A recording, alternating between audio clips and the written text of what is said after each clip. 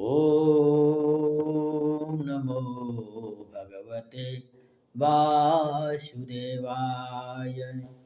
कृष्णाय वासुदेवाय हरये परमात्मने प्रणतः क्लेशनाशाय गोविन्दाय नमो नमः। नारायणं नमस्कृत्य नरं चैव नरोत्तमं देवीं सरस्वतीं व्यासं ततो जयमुदीरयते। अथ एकत्रिंशोऽध्यायः। मैत्रेय उवाच तत उत्पन्नविज्ञानः आश्वथोक्षजभाषितं स्मरन्त आत्मजे भार्यं विसृज्य प्राव्रजन् गृहात्।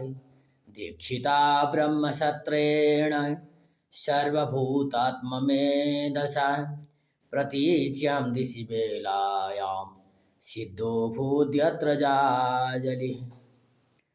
तान्निर्जिता प्राणमनोवचो दृशो जिताशनान् शान्तसमानविग्रहान् परिमले ब्रह्मणि योजितात्मनः सुरासुरेड्यो ददृशे स्म नारदः।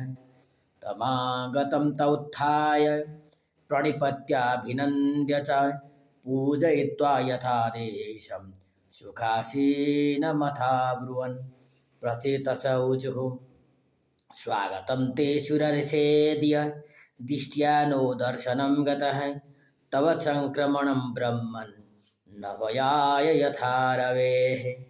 यदादिष्टं भगवता शिवेनादोक्षजेन च तद्गृहेषु प्रसक्तानां प्रायशः क्षपितं प्रभो तन्नः प्रद्योतयाध्यात्मं ज्ञानं तत्त्वार्थदर्शनम् येनाञ्जसतरिष्यामो दुस्तरं भवसागरं। मैत्रेय उवाच इति प्रचेतसां पृष्टो भगवान् नारदो मुनिः भगवत्युत्तमश्लोक आविष्टात्मा ब्रवीन्नृपान्।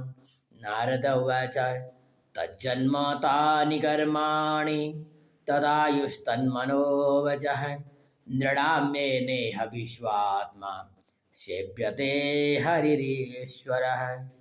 किं जन्म विस्त्रिविर्वेह शुक्लसावित्रयाज्ञिकैः कर्मभिर्वा त्रयी प्रोक्तैः पुंसोऽपि विबुधायुषा श्रुतेन तपसा वा किं वचोभिश्चित्तवृत्तिभिः बुद्ध्या वा किं निपुणया बलेनेन्द्रियराधस किं वा योगेन साङ्ख्येन न्यासस्वाध्याययोरपि किं वा श्रेयोभिरन्यैश्च न यत्रात्मप्रदो हरिः।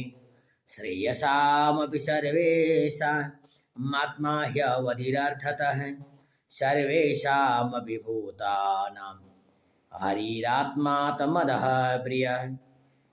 यथा तरुर्मूलनिषेचनेन तृप्यन्ति तत्स्कन्दभुजोपशाखः प्राणोपहाराच्च यथेन्द्रियाणां तथैव सर्वार्हणमच्युतेज्य। यथैव सूर्यात् प्रभवन्ति वारः पुनश्च तस्मिन् प्रविशन्ति काले भूतानि भूमौ स्थिरजङ्गमानि तथा हरावेव गुणप्रवाह। एतत्पदं तत् जगदात्मनः परं सकृद्विवातं सवितुर्यथा प्रभा। यथा शवो जाग्रतिसुप्तशक्तयो द्रव्यक्रियाज्ञानविदा भ्रमात्ययः यथा नवस्य भ्रतमः प्रकाश भवन्ति भूपा न भवन्त्यनुक्रमात् एवं परे ब्रह्मणि शक्तयस्त्वमु रजस्तमः सत्त्वमिति प्रवाह। तेनैकमात्मानमशेषदेहिनो कालं प्रधानं पुरुषं परेशं स्वतेजसा ध्वस्तगुणप्रवाह मात्मैकभावेन भजध्वमद्धा दयया सर्वभूतेषु सन्तुष्ट्या येन केन वा सर्वेन्द्रियोपशान्त्या च तुष्यत्याशु जनार्दनः अपहत सकलैषणामलात्मन् यविरतमेधितभावनोपहूतः निजजनवशगत्वमात्मनो यन् न सरति छिद्रवदक्षरः शतां हि न भजति कुमनीषिणं सयुज्यां हरिरदनात्मधनः प्रियो रसज्ञः स्तुतधनकुलकर्मणां मदैर्ये विदधति पापमकिञ्चनेषु सत्सु श्रियमनुचरतिं तदर्थिनश्च द्विपदपतिन् विबुधां शयत्स्वपूर्णः न भजते निजभृत्यवर्गतन्त्रः कथममुद्विसृजेत पुमान् कृतज्ञः मैत्रेय उवाच इति प्रचेतसो राजन् नन्याश्च भगवत्कथाः श्रावयित्वा ब्रह्मलोकं ययौ स्वायम्भुवो मुनिः तेऽपि तन्मुखनिर्यातं यशो लोकमलापहम् हरेर्निशम्य तद्पादं ध्यायन्तस्तद्गतिं ययुः एतत्ते वीतं चत्तर्ज्ञन्मां त्वं परिपृष्टवान् प्रचेतसां नारदस्य संवादं हरिकीर्तनं श्रीशुक उवाच य एष उत्तानपदो मानवस्यानुवर्णितः वंशप्रियव्रतस्यापि निबोध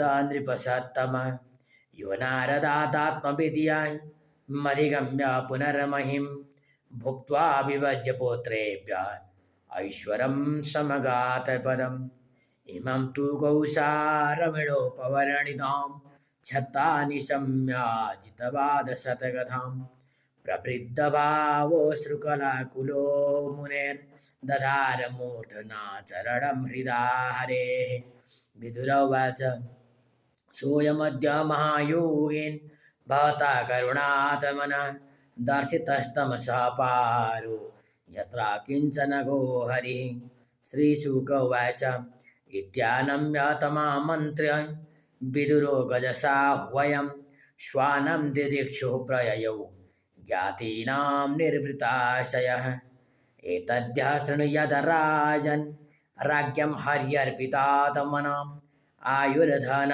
यशः स्वस्ति गतिमैश्वर्यमाप्नुयात्। जय जय श्रीमद्भागवते महापुराणे पारमहंस्यां संहितायाम् अष्टादशसहस्र्यां संहितायां चतुर्दशस्कन्धे प्रचेतोपाख्यानं नामैकत्रिंशोऽध्यायः। श्रीकृष्ण गोविन्द हरे मुरारे हे नाथ नारायण वासुदेव अनंत वैकुंठ मुकुंद कृष्ण गोविंद दामोदर माधवेति। तत्सत्कृष्णार्पणमस्तु।